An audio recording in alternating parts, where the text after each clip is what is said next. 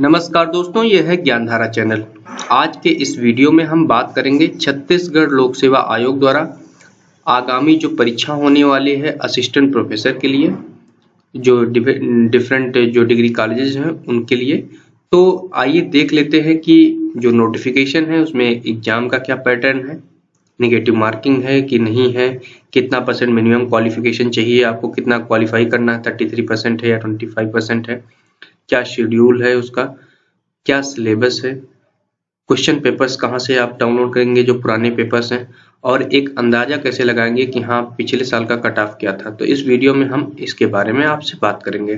तो पहली बात हो गई कि एग्जाम का जो शेड्यूल है, आप जैसे ही छत्तीसगढ़ पब्लिक सर्विस कमीशन का आप वेबसाइट ओपन करेंगे तो यहाँ पर exam schedule of assistant professor exam 2019 दिया हुआ है। ये नोटिफिकेशन जो आया हुआ था वो आया था तीन जो है अक्टूबर को। तो यहाँ पे दिया हुआ कि छत्तीसगढ़ लोक सेवा आयोग द्वारा विज्ञापन संख्या इतने इतने को दिनांक इतने में जो परीक्षा है वो परीक्षा कब, लिखित परीक्षा कब होगी, तो लिखित परीक्षा की जो तिथि है वो 5 नवंबर से 8 नवंबर के बीच फिक्स की गई। तो अलग अलग विषयों की जो परीक्षा है उसकी डेट अलग से दी जाएगी। तो आइए देख लेते हैं इसके बाद कि जो भी छत्तीसगढ़ लोक सेवा आयोग की जो परीक्षा होनी है उसमें जो आपका एग्जाम का पैटर्न है वो कैसा है। तो जब हम विज्ञप्ति पूरी देखते हैं तो विज्ञप्ति अगर आपको देखना है इसकी साइट पे तो यहाँ पे जाइएगा, आप एडवर्टाइजमेंट्स पे जाइएगा और यहाँ पे advertisement for the assistant professor 2019 higher education department, यहाँ पे एनेक्जर 2 इसको आप डाउनलोड करिएगा। जब आप एनेक्जर 2 डाउनलोड करेंगे तो क्या होगा कि आपको यहाँ पे ये पूरा मिल जाएगा। तो पहले आइए देख लेते हैं कि जो छत्तीसगढ़ लोक सेवा आयोग का जो ये एडवर्टाइजमेंट है, ये एडवर्टाइजमेंट यहाँ से आप डाउनलोड करेंगे तो जो एडवर्टाइजमेंट यहाँ पे दिया हुआ है उसमें कुल पदों की संख्या क्या है। तो आपको बताते चले कि जो कुल पदों की संख्या अभी तक टोटल निकली हुई है वो कितनी है, 1384 पद हैं। असिस्टेंट प्रोफेसर के 1384 पद हैं जो विभिन्न विषयों में अलग अलग कैटेगरी वाइज जो आरक्षित जो भी पद हैं, अनारक्षित पद हैं, उनका विवरण पूरा इस पे दिया हुआ है। तो आपको बताते चले कि जैसे अंग्रेजी हो गया तो अंग्रेजी विषय में असिस्टेंट प्रोफेसर के 130 पद हैं। इसी तरह से भौतिक शास्त्र में जो है आप देख लीजिए यहाँ पे 116 पद हैं। राजनीति शास्त्र में देख लीजिए आप 59 पद हैं। हिंदी में 50 पद हैं। गृह विज्ञान में 9 पद हैं। वाणिज्य में देख लीजिए 184 पद हैं। इसी तरह से रसायन शास्त्र में 150 पद हैं। गणित में 99 पद हैं। अर्थशास्त्र में 61 पद हैं। और आगे देखिए आप इतिहास में देख लीजिए कितने हैं, 13 पद हैं। इसी तरह से आप ये टोटल 13 नहीं, टोटल जो है कितना 56 पद है इतिहास में। इसी तरह से वनस्पति शास्त्र में 147 पद हैं। प्राणी शास्त्र में 125 सब जो है पद हैं। इसी तरह से भूगोल में 52 पद हैं। तो उसी तरह से समाज शास्त्र में देखिए आप 36 पद हैं। टर्सर टेक्नोलॉजी में कितने हैं, 1 पद है। सेरिकल्चर में 3 पद है। भूगर्भ शास्त्र में 5 पद है। मनोविज्ञान में 8 पद है। कंप्यूटर साइंस में 12 पद है। इसी तरह से बायोटेक्नोलॉजी में 6 पद है। उसी बात है कंप्यूटर एप्लीकेशन 20 पद है। विधि में आप देखिए कितने 32 पद हैं। संस्कृत में देखिए 8 पद है। माइक्रोबायोलॉजी में 8 पद है। बायोकेमिस्ट्री में 1 पद है। वानिकी में 1 पद है और सूचना प्रौद्योगिकी में 8 पद है। कुल मिला के 1384 पद है। तो आपको बताते चले इसी नोटिफिकेशन में आपको देख लेते हैं कि जो ये पद हैं ग्रेड जो है द्वितीय श्रेणी के हैं, राजपत्रित पद हैं। इनका जो ग्रेड पे है वो जो है आप देख लीजिए ये 6000 है। एकेडमिक जो लेवल है वो 10 है। तो और देख लेते हैं कि जो इनका पे बैंड है वो 15,600 से लेके 39,100 है। और जो परीक्षा होनी है आपको बताते चले उसका क्या प्रारूप है वो आपको बता देते हैं, वो बहुत ज्यादा जरूरी है। तो सबसे लास्ट पेज पे आप देखेंगे चयन 2 चरणों में होगा। प्रथम चरण में ऑनलाइन परीक्षा होगी और द्वितीय चरण में जो है साक्षात्कार होंगे। तो जो पहली ऑनलाइन परीक्षा होगी उसके लिए 300 अंक निर्धारित किए गए हैं। इसी तरह से साक्षात्कार जो होगा उसमें जो है कितने 30 अंक निर्धारित किए गए, अर्थात कुल जो चयन का जो मेरिट बनेगा वो 330 अंकों का बनेगा। मतलब 330 अंकों में आप कितना पाते हैं उसके बेस पे मेरिट बनेगा। तो जो ऑनलाइन परीक्षा होगी उसमें भी 2 पार्ट है। मतलब प्रश्न पत्र जो है एक ही होगा, वस्तुनिष्ठ प्रकार का, मतलब ऑब्जेक्टिव टाइप का। उसमें जो सामान्य अध्ययन है, सामान्य अध्ययन के जो है 50 प्रश्न होंगे जो कि 100 अंकों के होंगे, मतलब एक प्रश्न 2 अंक का होगा। इसी तरह से जो संबंधित विषय है, मान लीजिए भूगोल आपका विषय है तो उससे रिलेटेड 100 प्रश्न पूछे जाएंगे। आपका जीव विज्ञान विषय है तो उससे 100 प्रश्न पूछे जाएंगे जिनके अंक जो है वो 2 होंगे, मतलब कि कुल मिला के 150 प्रश्न पूछे जाएंगे, 50 सामान्य ज्ञान के और 100 जो है विषय से। तो कुल मिला के 150 प्रश्न और कुल जो अंक है वो 300 है। तो 150 प्रश्न और 300 अंकों की परीक्षा होनी है, ऑनलाइन परीक्षा होनी है, वस्तुनिष्ठ प्रकार के होंगे, ऑब्जेक्टिव्स दिए रहेंगे, 4 या 5 भी दे सकते हैं आप आधा करके। तो जो भी होगा उसको आपको करना होगा। आपको ये ध्यान रखना है कि इसमें नेगेटिव मार्किंग का प्रावधान है, तो जो नेगेटिव मार्किंग है उसके लिए फार्मूला यहाँ पर दिया हुआ, आप देख लीजिएगा, ठीक है। तो अब आपको बताते चले कि जो ऑनलाइन परीक्षा होगी उसके अंतर्गत उम्मीदवारों को जो प्रश्न पत्र है उसमें कम से कम 33% अंक जरूर प्राप्त करने होंगे। तो जो भी कैंडिडेट्स हैं उनको 33% मिनिमम मार्क्स प्राप्त करने हैं, मतलब कि जो 300 अंक है उसका आपको 33% प्राप्त करना है, ठीक है। तो आप जान लीजिए इसको। इसी तरह से जो अनुसूचित जाति है, अनुसूचित जनजाति है, अन्य पिछड़ा वर्ग के उम्मीदवार हैं, उनके लिए जो मिनिमम क्वालिफिकेशन है, मिनिमम जो क्वालिफाइंग मार्क्स है वो कितना है, 23% है, ठीक है। अब जो भी लोग इसको क्वालिफाई करेंगे उनको साक्षात्कार के लिए जो है बुलाया जाएगा। तो आपको बताते चलो कि जो न्यूनतम अंक है वो क्राइटेरिया नहीं है साक्षात्कार में बुलाने के लिए, मतलब मिनिमम क्वालिफाइंग मार्क्स से ऊपर जितने भी लोग होंगे मेरिट में वो पद के सापेक्ष उनको जो है बुलाया जाएगा। तो जो साक्षात्कार होगा, साक्षात्कार केवल उन्हीं लोगों को बुलाया जाएगा कि जो लोग क्वालिफाई किए हैं, मेरिट में हैं और जितने पद हैं उनके 3 गुना लोगों को बुलाया जाएगा। बाद में जो फाइनल सूची, जो चयन सूची होगी वो ऑनलाइन परीक्षा के आधार पर और साक्षात्कार में प्राप्त हुए अंक के आधार पर की जाएगी। तो ये एक इम्पॉर्टेंट खबर आपके लिए हो सकती है। इसी तरह से अब जब प्रश्न ये हो गया तो उसके बाद प्रश्न उठता है कि जो है आपका जो ये है कि पाठ्यक्रम क्या है, जो भी आपका परीक्षा होनी है उसके लिए पाठ्यक्रम क्या है।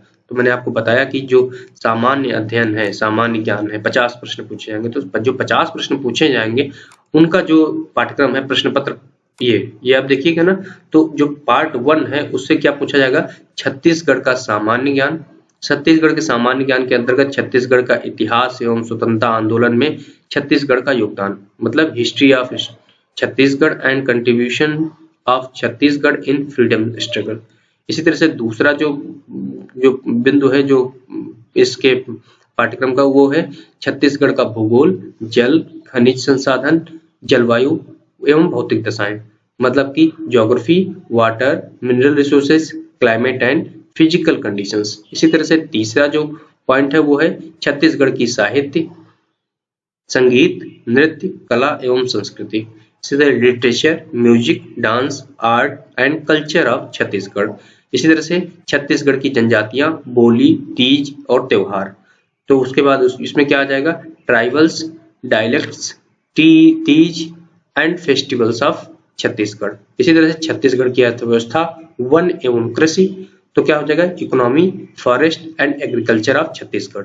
इसी छत्तीसगढ़ का प्रशासनिक ढांचा, स्थानीय शासन एवं पंचायती राज, administrative structure of Chhattisgarh, local government and panchayati raj. Chhattisgarh में मानव संसाधन एवं ऊर्जा संसाधन, इसके अंतर्गत क्या है, ह्यूमन रिसोर्सेज एंड जो है energy resources in Chhattisgarh. Chhattisgarh में शिक्षा, स्वास्थ्य एवं समसामयिक घटनाएं, education, health and contemporary events in Chhattisgarh.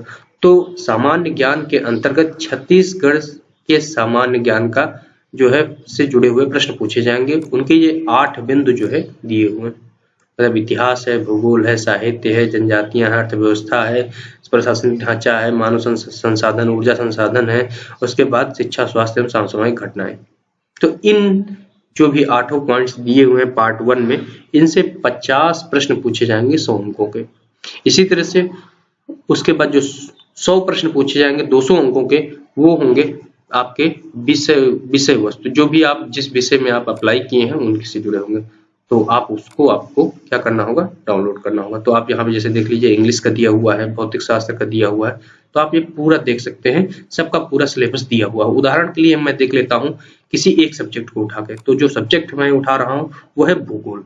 तो भूगोल में देख लेते हैं क्या क्या सिलेबस है। तो जैसे भूगोल में भूआकृति विज्ञान, इसके अंतर्गत पृथ्वी की उत्पत्ति, पृथ्वी की उत्पत्ति संबंधी सिद्धांत, भूपृष्ठ, चट्टानों की उत्पत्ति, उनके प्रकार, पृथ्वी की आंतरिक संरचना, अनाच्छादन के कारण, अपरदन चक्र, हिमनद, पवन, समुद्री जल, काष्ठ द्वारा निर्मित स्थलाकृतियां, भूकंप, ज्वालामुखी एवं उनका वितरण। इसी तरह से जलवायु विज्ञान के अंतर्गत क्या है, वायुमंडल, वायुमंडल की संरचना एवं उनका संगठन, उसके बाद वायुमंडलीय परतों का ऊर्ध्वाधर वितरण एवं उनकी विशेषताएं, तापमान, तापमान के अंतर्गत पृथ्वी पर सूर्य ताप का क्षैतिज वितरण, समताप रेखाएं, उसके बाद वायुदाब एवं पवन, पृथ्वी पर वायुमंडलीय जो पेटियां हैं, पवनों के प्रकार एवं उनका वितरण, स्थानीय पवन, चक्रवात तथा प्रतिचक्रवात, चक्रवातों की उत्पत्ति की संकल्पना, वाताग, तड़ झांझा एवं और वायु राशियां। इसी तरह से आर्द्रता एवं वर्षा, आर्द्रता, वर्षा के प्रकार एवं विश्व वितरण, जलवायु वर्गीकरण, वर्गीकरण में केवल थार्नवेट और कोपेन। इसी तरह समुद्र विज्ञान के अंतर्गत आप देखिए समुद्र तली के उच्चावच स्वरूप, महाद्वीपीय मंग तट, महाद्वीपीय महासागरीय गर्त, खाइयों की उत्पत्ति संबंधी अवधारणा। इसी तरह से महासागर का तापमान, खारापन, महासागरों के खारेपन का कारण, महासागरीय निक्षेप, निक्षेपों के प्रकार, वितरण एवं उनका रासायनिक संरचना, निक्षेप के स्रोत। इसी तरह से प्रवाल भित्तियों से जुड़े हुए जो सिलेबस है वो प्रवाल भित्ति, उनकी उत्पत्ति के सिद्धांत एवं विश्व में प्रमुख प्रवाल भित्तियां। इसी तरह से महासागर का अध्ययन का विकास, महासागरों का आर्थिक, राजनीतिक एवं कूटनीतिक महत्व। इसी तरह से भौगोलिक विचारधाराओं का विकास के अंतर्गत क्या है, निश्चयवाद, संभववाद, नव निश्चयवाद, 20वीं शताब्दी में भारत में भूगोल का विकास। इसी तरह से मानव भूगोल के अंतर्गत प्रजाति एवं उनका विश्व वितरण, विश्व जनसंख्या के अंतर्गत विश्व में जनसंख्या वृद्धि, घनत्व तथा वितरण, जनसंख्या, विश्व जनसंख्या की समस्याएं, उनके निदान। इसी तरह से राजनीतिक भूगोल के अंतर्गत राजनीतिक भूगोल एवं भू राजनीति, सीमांत क्षेत्र एवं सीमाएं, हिंद महासागर एवं विश्व राजनीति। आर्थिक भूगोल के अंतर्गत कृषि, कृषि के प्रकार, प्रमुख खाद्यान्न एवं वाणिज्यिक फसलें तथा उनका विश्व वितरण। खनिज संसाधन के अंतर्गत लौह अयस्क, मैग्नीज, तांबा, सोना, टिन तथा बॉक्साइट का विश्व में उत्पादन एवं वितरण। ऊर्जा स्रोत के अंतर्गत कोयला, पेट्रोल तथा जल विद्युत का विश्व में वितरण। इसी तरह से उद्योग के अंतर्गत जो है उत्तरी अमेरिका में लोहा तथा इस्पात, वस्त्रोद्योग, कागज तथा जहाज निर्माण। तो आपको बताते चले कि जो पहला पार्ट था, मतलब कि जो परीक्षा होनी है उसमें क्या है, 2 पार्ट थे। एक पार्ट क्या था, वो था सामान्य ज्ञान का, फिर दूसरा था विषय विशेष का। अब विषय विशेष के अंतर्गत 2 पार्ट है, एक तो भूगोल के अंतर्गत भाग 1 मैंने दे दिया।